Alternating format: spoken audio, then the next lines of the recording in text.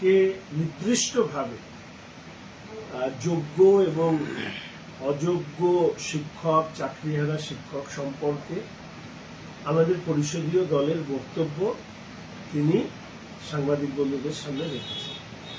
ভারতীয় জনতা পার্টি পরিষদীয় দল আমরা পরিষ্কারভাবে এটা বলেছি যে এই সরকার তারা অযোগ্যদের তালিকা প্রকাশ করে এটা মেনে নিলেন যে চাকরি চুরি হয়েছে। এগিয়ে বাংলা স্লোগানের সাথে এগিয়ে তৃণমূল চাকরি চুরির ক্ষেত্রে এটাও প্রমাণিত হয়েছে এবং আপনারা দেখেছেন যে চাকরি চোরেদের তালিকা বেরিয়েছে সেখানে তৃণমূল কংগ্রেসের বিধায়ক, তাদের কাউন্সিলর, তাদের পরিবারের লোক প্রত্যেকেরই নাম জ্যোতিষ্কের মতন উজ্জ্বল হিসাবে প্রকাশ পেয়েছে। রবীন্দ্রনাথ নজরুলের বাংলার এই যে দুরবস্থা, এই দুরবস্থার জন্য দায়ী রাজ্যের শাসক দল তথা রাজ্যের মাননীয় মুখ্যমন্ত্রী।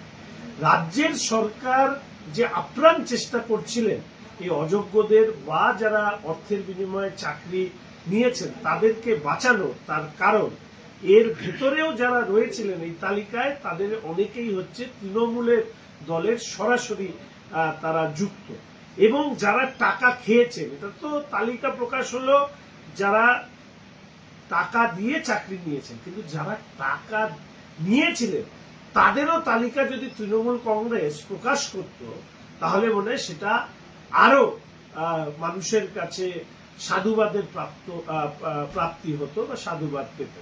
এর পাশাপাশি ভারতীয় জনতা পার্টি একথা মনে করে যে যেহেতু অযোগ্যদের তালিকা প্রকাশিত ওনারা করেছেন, স্বাভাবিকভাবেই বাদবাকিরা তাহলে যোগ্য, এটা ধরে নিতে হবে।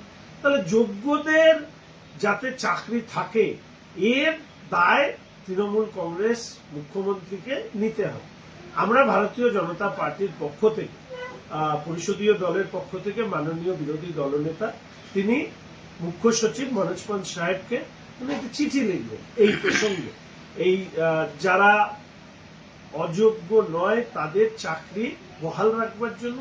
এবং আমি as a chief whip, opposition chief whip, আমি স্পিকার সাহেবকে একটা চিঠি দেব যে 4 তারিখে এই নিয়ে একটা সর্বদলীয় বৈঠক হোক, সেখানে প্রস্তাব আসুক যে যারা অযোগ্য নয় তাদের চাকরি রাখবার ব্যাপারে কান ধরে, মানে নিজেদের কান নিজেরা ধরে তারা সুপ্রিম কোর্টের কাছে গিয়ে এদের চাকরি বাঁচানোর চেষ্টা করুন।